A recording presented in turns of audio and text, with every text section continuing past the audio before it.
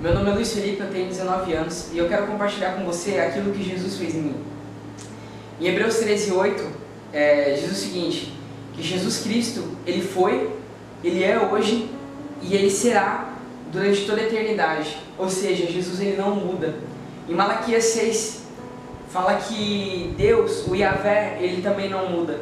Então quando nós olhamos para a palavra de Deus e nós vemos que Deus não muda, isso consiste em dizer que tudo aquilo que Jesus fez antes, Ele pode fazer hoje.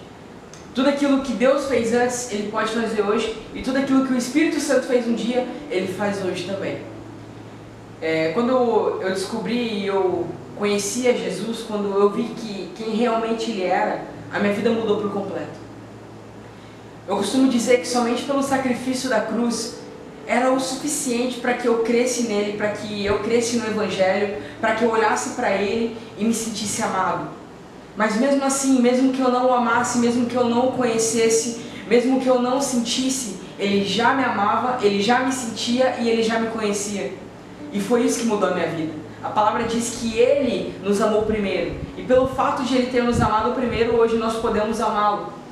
E durante toda a minha vida, eu tentava entender o porquê de Ele ter permitido muitas coisas em mim. E esse testemunho, ele não é meu. Esse testemunho é acerca de um homem chamado Jesus e do que Ele faz e simplesmente de quem Ele é. E através disso eu gostaria de te compartilhar aquilo que Ele fez em mim. Como eu havia falado antes, Jesus Ele não muda. Todas as coisas que Ele fez, Ele continua fazendo, e melhor do que isso, Ele está dentro de nós através do Espírito Santo. A palavra diz em João 14:12 que tudo aquilo que Ele fez aqui na terra, se nós tivermos fé, nós faremos o que Ele fez e coisas ainda maiores. Então, o que nos motiva hoje é saber que esse Jesus que se entregou numa cruz, Ele não nos deixou órfãos, Ele não nos deixou sozinhos. Ele deixou o Espírito Santo, esse mesmo Espírito Santo que habita em mim e que habita em você. E através disso tudo, eu gostaria de te dizer que Jesus, Ele é real. E que Jesus, Ele de fato existe. Jesus não é somente o comprovado pela história, comprovado por muitos historiadores de que Ele realmente existiu como homem, mas Ele de fato é o Messias e Ele é o Filho de Deus. Aos 12 anos de idade, eu descobri algo que mudou a minha vida por completo. Eu vivi a minha vida da melhor forma possível, da melhor forma que eu achava ser certo. E aos 12 anos, eu jogava bola, não que eu jogasse bem, não era muito bom, pelo menos eu acho que eu não era. E eu me sentia muito cansado, eu não conseguia jogar bola direito, eu não conseguia fazer nada direito. E nós planejamos uma viagem para Porto de Galinhas, em Pernambuco. E nessa viagem eu já estava completamente mal, surgiu sintomas sobre o meu corpo que eu não conhecia, que eu desconhecia. Esses sintomas me diziam que eu estava com algo mais grave, mas pelo simples fato de nós não entendermos o que era, nós achamos ser algo normal. E voltando dessa viagem, uma viagem onde eu não aproveitei nada, minha mãe me levou para o hospital aqui de Nova Odessa, a cidade onde eu nasci, a cidade onde eu moro hoje, no interior de São Paulo. Me levou no pronto-socorro. Lá eu esperei bastante tempo até ser atendido. No momento que eu fui atendido, um doutor que já havia me atendido outras vezes, olhou para mim e me disse que era sinusite. Eu tratei de sinusite durante uma semana.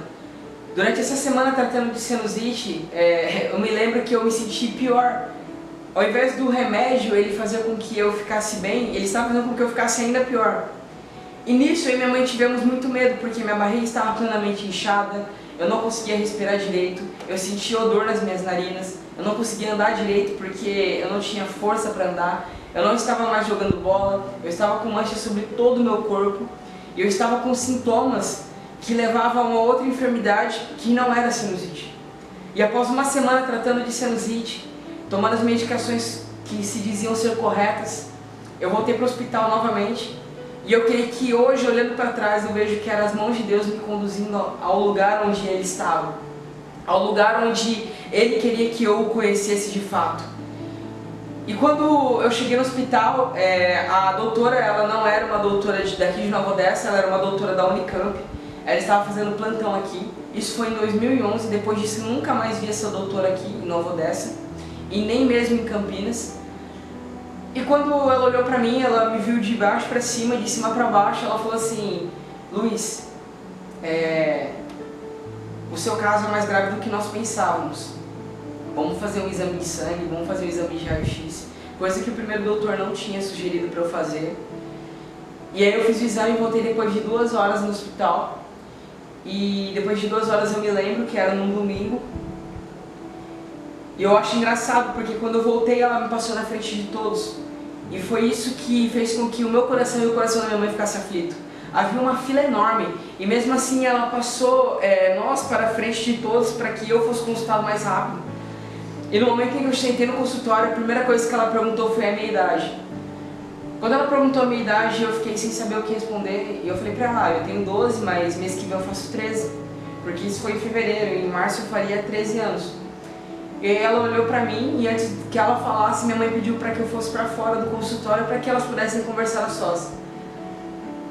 E aí a médica olhou pra mim, olhou pra minha mãe e disse, ó, ele não pode sair porque ele já tem idade o suficiente para saber aquilo que ele tem. E ela olhou pra mim e disse, Luiz, você tá com câncer. Você tem leucemia, você tem um câncer no sangue de alto risco. A gente está te encaminhando para o Boldrini agora, onde você fará tratamento, onde eles cuidarão de você. E eu me lembro que a ambulância estava esperando por mim.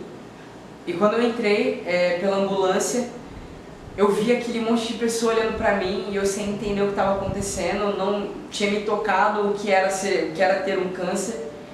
Via em filmes, via em séries, via em novela quando eu assistia, via que as pessoas tinham, via o sofrimento que elas passavam, mas eu não conseguia enxergar isso em mim. E essa é a mentalidade de muitas pessoas, isso nunca pode acontecer comigo, não há possibilidade nenhuma. Mas se nós estamos aqui nesse mundo como passageiros, se nós estamos aqui na Terra, se nós estamos vivendo essa vida, por conta do pecado, há possibilidade para tudo. É lógico que com certeza Deus ele tem um propósito em tudo aquilo que Ele faz. E mais pra frente a gente vai falar sobre isso. Mas o que eu acho interessante é que eu nunca pensava em ter isso, e eu nunca imaginava. E aconteceu. Sendo encaminhado para o Boldrini, passou uma série de coisas sobre a minha cabeça, não entendia o que era ter câncer, não entendia o que significava isso, qual era a gravidade do tratamento, qual era a gravidade do que eu estava passando. E só me tomei conta quando eu estava passando por aquilo. E quando eu cheguei no Boldrini com meu psicológico totalmente abalado, eu olhava para aquelas crianças careca, todas elas carequinhas, e eu falava, cara, isso vai acontecer comigo. Eu vou ficar desse jeito. E o engraçado é que hoje eu vejo, a primeira coisa que eu senti quando eu entrei no hospital, por incrível que pareça, não foi tristeza. Eu me senti feliz. Eu me senti forte. Era como se o Espírito Santo, que ainda não estava em mim, mas estava sobre mim, me protegendo, porque eu creio no propósito que Deus tem em minha vida e que Ele já tinha, mesmo que eu não o conhecesse. Olhando para isso, eu começo a imaginar e eu começo a pensar no quanto Jesus estava fortalecendo a minha fé para que eu passasse por aquilo de forma melhor. E a primeira coisa que eu quero dizer para você é: não importa o sofrimento que você esteja passando, não importa a sua depressão, não importa o quão difícil seja para você, o quão sofrimento, o quão você sofra sentimentalmente, emocionalmente, psicologicamente, o quanto você sofra fisicamente. O que importa para Jesus não é isso. O que importa para Jesus é como você passa por isso. E o Espírito Santo me mostrou que independente da situação em que eu estava naquele momento, o que importava para Jesus e que eu deveria importar para mim, naquele momento, não era o que eu estava passando, mas sim como eu estava passando. E uma coisa é certa, mesmo que eu não o conhecesse, Ele estava segurando em minha mão. Olhando para trás hoje, eu vejo o quanto Ele estava cuidando de mim. E não importa o que você esteja passando hoje. Paulo fala que eu tenho plena convicção de que todo sofrimento presente nesse tempo, nada é comparado com a glória que em nós será revelada. Então não importa o sofrimento que você esteja passando, mais cedo ou mais tarde você vai passar por alguma coisa que vai te entristecer, que vai te fazer sofrer. Mas o que importa é como você está passando por isso. E o que mais importou para mim naquele momento era como eu iria passar por aquilo.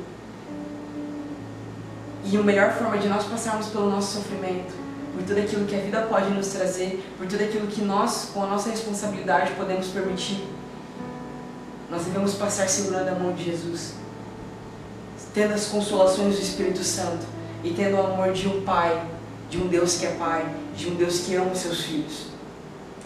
E quando eu cheguei naquele hospital, eu me senti forte, fiz o exame de sangue e foi constatado, foi uma reunião de doutores falando comigo e com o meu pai, e eles disseram pra mim: você tem leucemia linfoblasmática aguda, de alto risco. Crianças da sua idade não deveriam ter essa doença e por conta disso se torna mais difícil ainda. Você terá um tratamento de 5 anos, 2 anos e meio de quimioterapia e 2 anos e meio sem quimio. E eu fiquei pessimista porque eu nunca tinha passado por uma aflição daquela. Eu nunca tinha sentido algo a respeito disso. E o mais engraçado é que Jesus estava comigo e eu não sabia. E o mais lindo é que eu consigo olhar para trás e eu consigo ver Jesus segurando a minha mão e dizendo: filho, eu estou com você, não desista.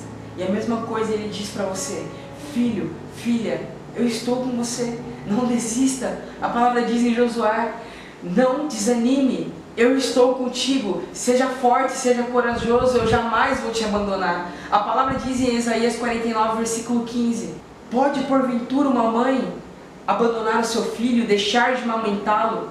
Tampouco ela pode, mas eu, o Senhor, jamais abandonarei vocês. Então Jesus, ele está conosco.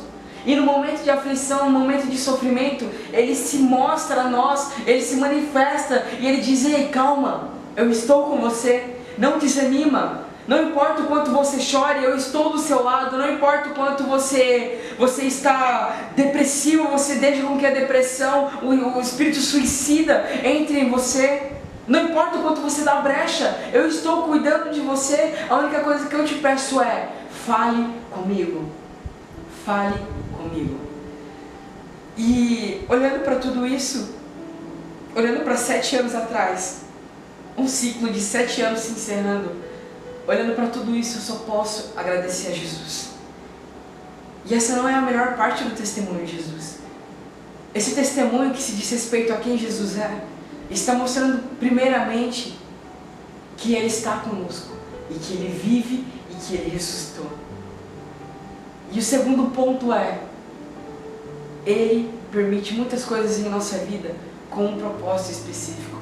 A questão é que nós temos que ter o discernimento para saber o que provém da permissão dele com um propósito ou da nossa permissão. Se tratando de nossa permissão, nós lemos em Efésios 4:27 que Paulo exorta a igreja de Éfeso e diz: não deis lugar ao diabo. E quando ele fala não deis lugar ao diabo, ele está dizendo para a igreja de Éfeso, onde mais tarde, em Apocalipse, João estaria enviando uma carta para essa igreja dizendo: igreja, vocês fizeram muitas coisas boas, vocês faziam boas obras, mas vocês deixaram com que o amor de vocês se esfriasse. Olhem para trás, voltem para as boas obras que vocês faziam antes e tenham saudade. Voltem à essência, voltem ao primeiro amor. Então quando nós olhamos para isso, nós vemos que há coisas que nós permitimos, mas há coisas que Deus permite. Há coisas que Deus permite com um propósito específico. Em Deuteronômio, no capítulo 8, a palavra diz que Deus permitiu com que eles passassem fome no deserto, passassem sede. E o próprio Senhor diz: eu permiti que vocês passassem sede, mas eu provi para vocês água. Eu permiti que vocês passassem fome, mas eu provi para vocês o maná do céu. E eu permiti o sofrimento de vocês durante esses 40 anos no deserto, somente para mostrar para vocês que eu estou cuidando de vocês e para saber aquilo que se passa em seus corações. E mesmo durante esses 40 anos no deserto, vocês não repararam uma coisa: tampouco as suas vestes se envelheceram ou os seus pés ficaram inchados. O que Jesus estava dizendo é: mesmo que eu permiti tudo isso na vida de vocês, eu tinha o propósito de saber o que se passava no coração de vocês. Se vocês estavam dispostos a estar comigo ou se vocês iriam me abandonar. Mas uma coisa que vocês não olharam é que eu estava cuidando de vocês nos mínimos detalhes. Então há 2 tipos de permissão: a permissão de Deus e a nossa permissão. E quando eu comecei o tratamento, a primeira dose de quimioterapia que caiu no meu sangue, eu me lembro de ter apagado, eu apaguei, eu me lembro de ter acordado depois de 7 dias na UTI. Eu entrei em coma. Os sintomas que eu estava tendo era o fato de as minhas plaquetas estarem abaixando, a minha hemoglobina estar abaixando, a minha resistência estar abaixando, a ponto de eu não ter resistência nenhuma. ao estar vulnerável a qualquer situação. E a doença já estava manifestada sobre todo o meu corpo, ela já estava avançada. Recentemente, a última visita que eu fiz no Boldrino, o doutor falou pra mim que se tivesse passado um dia, eu não teria sobrevivido. E eu creio que nisso se confirma que há um tempo determinado para todas as coisas. E há um tempo determinado para a minha vida e há um tempo determinado para a sua vida. E o engraçado é que nisso tudo, quando tudo isso aconteceu, a primeira dose que caiu no meu sangue, eu apaguei. Eu não me lembro de nada de eu ter passado por nada. Eu só lembro de ter acordado depois de 8 dias na UTI. Depois de 7, 8 dias na UTI. Foi na madrugada do dia 7 ao dia 8. Ao 7º dia do 8º dia. E eu lembro de ter acordado, eu estava completamente sem ter sentido nenhum. Eu estava em coma e somente depois a minha mãe disse o que eu passei. E quando eu fiquei em coma, eu tive uma crise, onde os meus órgãos todos pararam de funcionar. O fato de minha barriga estar inchada era por conta disso, porque todos os meus órgãos não estavam mais funcionando, eles estavam parando, e eles de fato pararam. Eu fiz hemodiálise, eu tive que fazer, se eu não me engano, 2 ou 3 sessões de hemodiálise, onde eu emagreci 12 quilos, o que hoje eu estou pesando 64, na época eu tinha 52, eu fiquei com 38 quilos, isso aos 12 anos. Meus órgãos pararam completamente e o meu coração também estava começando a parar. Eu lembro de minha mãe ter falado pra mim que ela chegou no doutor Amilca, e ela chegou pra ele e falou: doutor, quantos por cento ele tem de chance de vida? Eu quero saber, eu tô aflita. E o doutor disse pra ela: mãe, nós não podemos te dar uma porcentagem, mas o que eu sei é que o coração dele está parando, as máquinas não podem mais fazer nada para ajudá-lo, tudo o que nós poderíamos ter feito, nós já fizemos, não há mais nada para fazer, seu filho está morrendo. E de fato, eu morri. Por incrível que pareça, o meu coração estava parando, para mim eu já estava considerado como morto, e os médicos estavam drogando o meu coração, era a única coisa que eles podiam fazer. E mesmo assim, com as drogas que eles estavam dando pra mim, para que a adrenalina aumentasse sobre o meu coração, os meus batimentos cardíacos continuassem batendo e batessem mais forte, estava regredindo, não estava progredindo. Então, de fato, eu estava morrendo. E chegou em um momento onde ninguém podia fazer mais nada por mim. E a minha mãe disse: agora é só Ele e Deus. E hoje, eu estou aqui. Um dia, sem nada, sem com que ninguém pudesse fazer nada por mim, eu simplesmente acordei, eu simplesmente voltei à vida, e eu simplesmente estou aqui. E isso é muito lindo, porque Jesus, ele agiu numa situação onde eu não tinha controle, sabe? Jesus, ele age em situações onde você não tem controle. Eu não poderia exercer fé por mim mesmo, eu não poderia exercer oração por mim mesmo, eu não poderia, porque eu não o conhecia, eu não sabia quem Jesus era. Mas não foi o suficiente, eu não precisava conhecê-lo, porque o que importa para Jesus, o que importa para nós, é o quanto Ele nos conhece, o quanto Ele se entregou por nós na cruz. Quando Jesus ele se entrega na cruz, nós não conhecíamos, nós não fazíamos parte daquele tempo, nós não sabíamos quem Ele é. Mas Ele já conhecia a cada um de nós, Ele já sabia, e Ele já nos perdoou, Ele já fez com que em nossos corações, a partir do momento que nós olhássemos para a cruz, olhássemos para o seu amor, encontrássemos nele o nosso refúgio e a nossa esperança.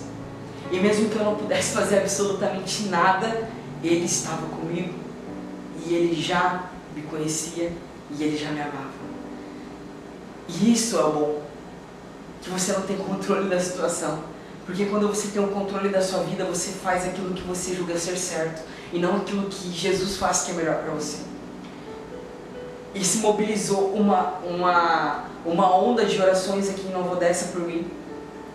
Muitas pessoas de outras cidades já chegaram para mim e falaram: cara, eu não te conhecia, mas eu ouvi falar de você, a nossa igreja orou por você, intercedeu por você.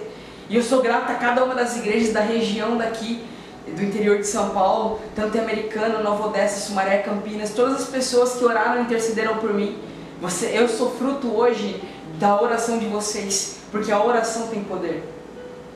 E quando nesse momento de crise eu acordei, Eu me lembro de ter acordado, não tinha ninguém ao meu lado, mas eu sentia um amor sobre mim. Eu sentia que a partir daquele momento, coisas novas viriam. E eu iniciei o tratamento. E há muitas outras coisas que eu poderia dizer para vocês, que eu poderia dizer para você, mas são coisas que são testemunhos pessoais para mim. São coisas que Jesus fez que somente eu consigo entender.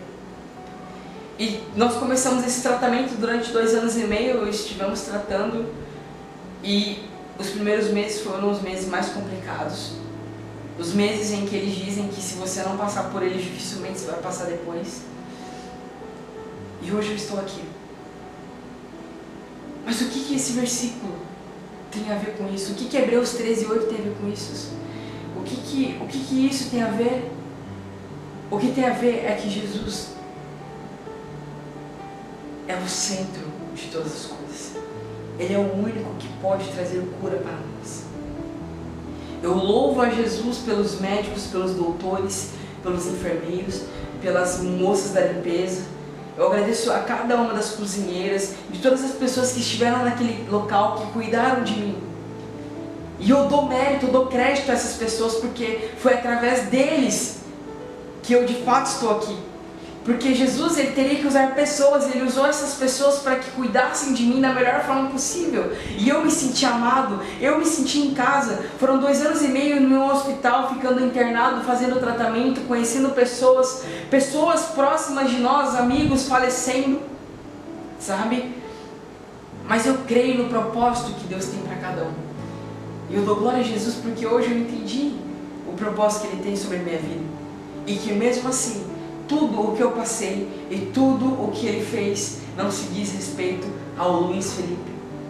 Não se diz respeito hoje a um evangelista, a alguém que leva a palavra de Deus adiante, ao que ministra as pessoas. Não se diz respeito a mim. Não se diz respeito à vida que Ele confiou em mim. Não se diz respeito ao ministério que Ele confiou a mim. Mas se diz respeito a Ele, porque em João capítulo 1 diz que tudo foi criado por intermédio dEle, e sem Ele nada do que existe teria sido criado.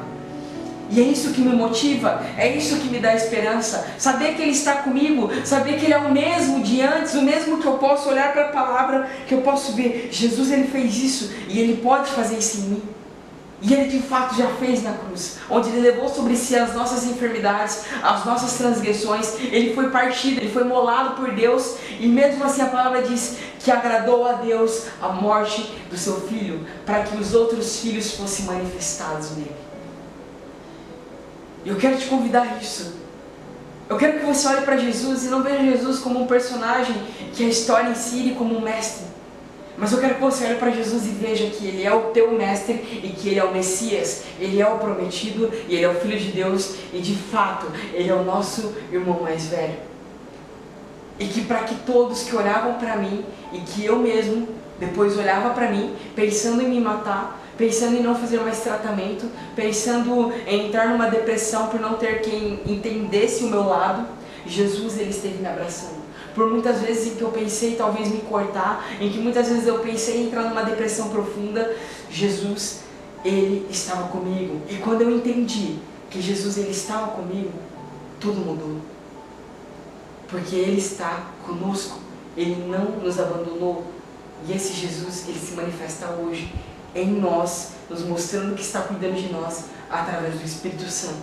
O mesmo Espírito Santo que muitas vezes nós se esquecemos. E o que eu acho impressionante, que me emociona, sabe? Que faz com que eu venha me sentir amado. É quando eu olho para quando eu tinha 13 anos. Eu olho para tudo que Jesus fez em mim. E mesmo de tudo que Ele fazia, eu ainda não tinha aquela fé intensa nele. Eu não acreditava plenamente no que Ele podia fazer. E eu olhava, minha religião não era cuidar dos órfãos e das viúvas, como o Tiago nos ensina, que a religião que agrada a Deus é cuidar dos órfãos e das viúvas.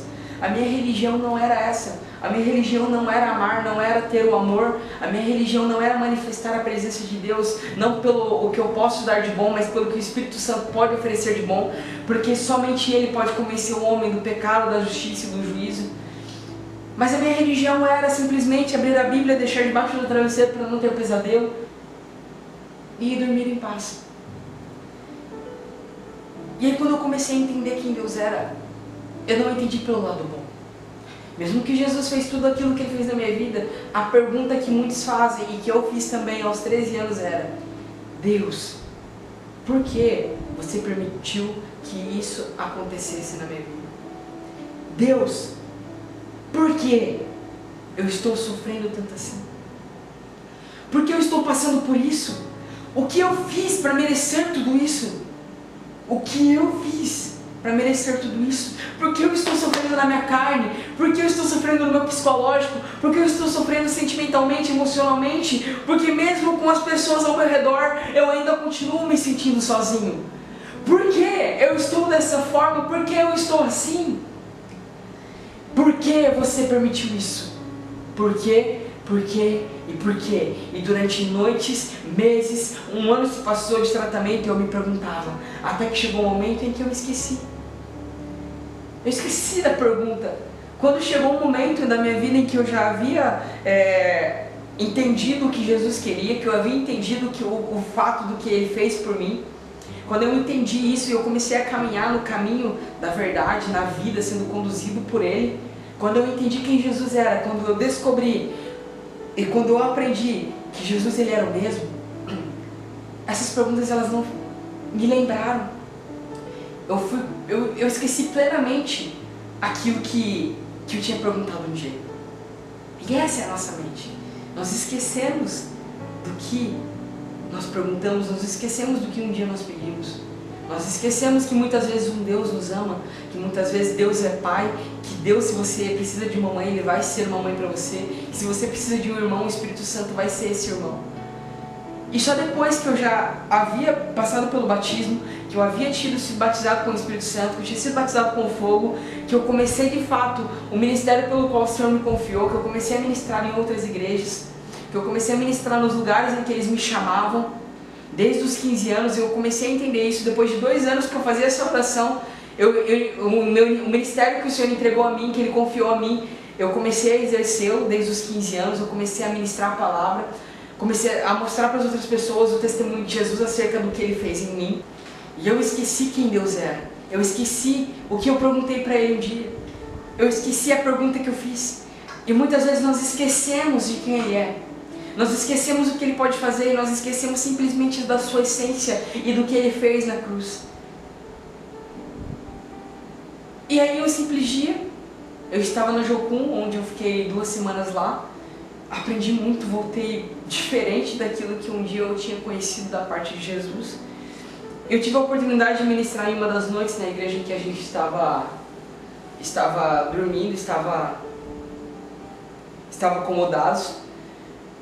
E aí eu ministrando, falando daquilo que Jesus fez, daquilo que Ele é, do testemunho dEle em mim, e não do meu testemunho, porque esse testemunho não se diz respeito a quem eu sou, mas sim a respeito de quem Ele é.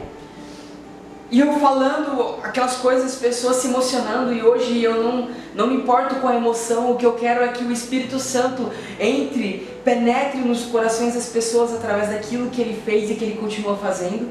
E mesmo aquelas pessoas se emocionando ou felizes com aquilo que estava acontecendo, porque eu não via uma emoção vazia, eu via que era uma emoção seguida do espiritual, do Espírito Santo convencendo do pecado, convencendo da justiça, convencendo do juízo. Algo muito sobrenatural. Eu pregava enquanto eu falava, enquanto eu ministrava aquilo que Jesus estava falando no meu coração, o Espírito Santo estava falando na minha mente. No momento que eu pregava, Ele estava falando: Fê, você lembra da pergunta que você fez há 4 anos atrás? Você me perguntava o porquê você está passando por isso. O porquê você está sofrendo. Você disse com essas palavras: eu nunca fiz nada para você para passar por isso. O Espírito Santo me falava: você disse essas palavras: eu nunca fiz nada para você para estar passando por isso. Por que eu estou passando por isso? E Ele ficava falando a mesma coisa, a mesma coisa. E aí quando eu me dei conta, eu já estava falando às pessoas aquilo que o Espírito Santo estava dizendo para mim naquele momento. E eu comecei a pregar e dizer, eu me perguntava por quê. E o Espírito Santo me disse: Não importa o porquê, mas sim o para quê. E você teve que passar por aquilo para que você soubesse quem eu sou. Eu estou te dando mais uma chance. Mas essa chance não é para te tornar salvo, porque a chance que você tem para te tornar salvo está na cruz de Cristo. Mas eu estou te dando uma chance para você entender o que eu quero de você. E agora você sabe o porquê. E de fato, você não fez nada para mim, mas agora você vai fazer. E você já está fazendo. E foi a partir disso que eu entendi o que Jesus ele queria. Ele permitiu isso na minha vida com um propósito específico. Olhando para trás, eu vejo que eu não poderia ter feito nada para passar por aqui. Isso é simplesmente o pecado. Eu estava sujeito. E Deus usou isso para que eu entendesse o propósito que Ele tem na minha vida. Com outras palavras, Ele estava me dizendo: agora a sua vida tem sentido, porque uma vida sem propósito é uma vida que não tem sentido algum. Então, não importa o porquê, o que importa é o para que você está passando por isso. Cabe a você entender o que Jesus está permitindo com o propósito e o que você permitiu e como consequência das suas escolhas você está plantando. E Eclesiastes 11:9 diz que você pode fazer tudo aquilo que você deseja no seu coração, contando que todas as suas escolhas você passará por um juízo, você colherá as suas consequências. Então você pode fazer tudo. Você pode fazer tudo o que você quiser. A palavra diz que tudo me é lícito, mas nem tudo me provém fazer. Você pode fazer tudo o que você quiser, mas saiba que você passará por um julgamento. E você colherá tudo aquilo que você um dia plantou. E o que eu quero dizer para você é que Jesus ele é o mesmo, ele não mudou. E mesmo que você não entenda o que você está passando agora, mais pra frente você vai entender. Eu não entendi o que Jesus estava fazendo em mim, mas mais pra frente eu entendi. E hoje de fato eu entendo que Ele me ama, que eu tenho esperança para os meus dias mais difíceis e que você também tem essa esperança. E que o mesmo Deus que fazia todas aquelas coisas antes, Ele continua fazendo isso hoje. E esse Deus está dentro de você através do Espírito Santo. Eu amo olhar para o impossível e ver que Jesus ele faz o possível. E que mesmo que na sua vida o que você esteja colhendo de sofrimento, as dificuldades que você esteja passando, mesmo que você esteja passando por tudo isso, por permissão sua, por consequência, saiba de uma coisa: Deus, Ele é perito, Ele é profissional, Ele é o melhor em transformar uma situação ruim em uma coisa boa, em tirar proveito das piores situações possíveis. Ele é o melhor em fazer isso, porque Ele é o nosso Deus, Ele é o Jesus Cristo. O nosso Deus é o Deus de Abraão, de Isaac, de Jacó. É o Deus que se manifesta na pessoa de Jesus e faz com que em Jesus nós podemos ser como Ele é. E essa troca de identidade é o que faz com que nós venhamos a ser filhos hoje. Porque quando Ele desceu, em Filipenses 2:5, vai dizer que Jesus, Ele não usurpou ser igual a Deus, antes Ele se esvaziou-se de si mesmo, Ele se humilhou, Ele tomou forma de homem. Então quando a Bíblia fala que Ele tomou forma de homem, que Ele se esvaziou de si mesmo, Ele está dizendo: o verbo estava com Deus, então Ele passou a não estar mais. O verbo era Deus, então Ele não era mais Deus sobre aquele momento. E o verbo estava com Deus, então Ele já não estava mais. Então naquele momento Ele se fez pouco, Ele se fez como que se nós fôssemos, Ele se fez nada, Ele se fez o mais pequeno de todos, para que um dia eu e você não nos tornasse simplesmente filhos do homem, mas nos tornasse filhos de Deus, o qual pelo meio da sua adoção nós podemos clamar: Abba, Pai, Paizinho querido. E o que Ele quer de mim e de você é esse relacionamento restaurado. Ele quer restaurar esse relacionamento que um dia foi perdido no Éden. E através desses 2 anos e meio em que eu fiz tratamento, esses 2 anos e meio em que eu fiquei carequinha, eu fiquei careca 4 vezes, todos os meus quilos que eu perdi foram restaurados, o meu cabelo foi restaurado, a minha vida sentimental foi restaurada, tudo foi restaurado nele. Isso porque eu entendi que não é simplesmente o que Ele pode fazer, mas simplesmente por quem Ele é. Confie em Jesus. Entregue a sua vida a Ele. Não importa o sofrimento que você esteja passando, mas cedo ou mais tarde você passará por algo. O que importa de fato é como você passará por isso. Como você irá fazer para que você não perca a sua fé. E a única forma é que você entenda que Jesus é a tua esperança. Jesus, Ele faz o impossível acontecer. E mesmo que a sua situação seja a mais difícil possível, isso se torna pequeno perto do que Deus pode fazer. 2 anos e meio de tratamento, 3 anos de tratamento, e hoje eu posso te dizer, eu estou 4 anos curado, e Jesus, Ele me curou. Jesus, Ele me curou através dos médicos, através do amor, através das pessoas, e através principalmente da cruz. Ele me curou, Ele levou sobre si a minha enfermidade, e hoje eu posso dizer que Ele nos ama, e que eu também o amo. E Jesus, Ele me conquistou. E eu quero que você entenda que Jesus, Ele é o mesmo. Ele não mudou. Ele continua sendo o mesmo para toda a eternidade. E eu quero orar por você nesse momento.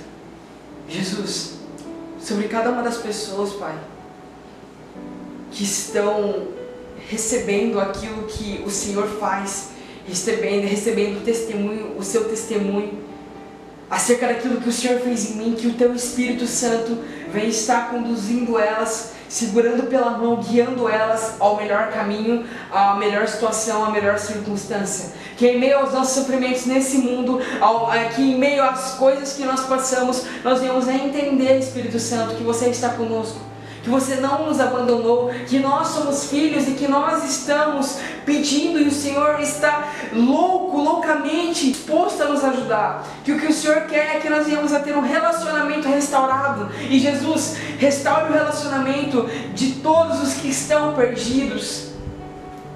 Pegue pela mão aqueles que saíram da tua casa, em nome de Jesus, Espírito Santo.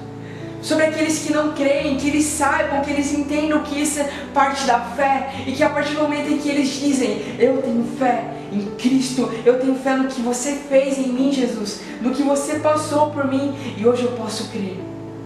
A palavra me diz, Pai, em João 13:7, que o que você faz agora, você não pode entender, mas que depois você entenderá, que de fato o Senhor nos preserve para que nós venhamos a entender o que o Senhor tem. E eu te agradeço, Pai, pela tua cura, pela cura que o Senhor está manifestando sobre a vida de cada um que está vendo esse vídeo, sobre a vida de cada um que está vendo o teu testemunho, Pai. Traga libertação, que todo espírito suicida, que todo espírito de depressão seja arrancado das pessoas, Pai, seja arrancado dos meus irmãos, seja arrancado daqueles que estão dando lugar, Pai, àquilo que não é a tua presença, e que eles saibam que isso não é nada comparado com o tamanho do teu amor, Pai. Que honras e glórias sejam dadas a ti, que o Senhor receba todo o louvor e toda a adoração. Nós te amamos, Jesus, nós te amamos. Obrigado pelo seu sacrifício da cruz, obrigado pelo seu testemunho, obrigado porque você é real, obrigado porque você simplesmente é. Em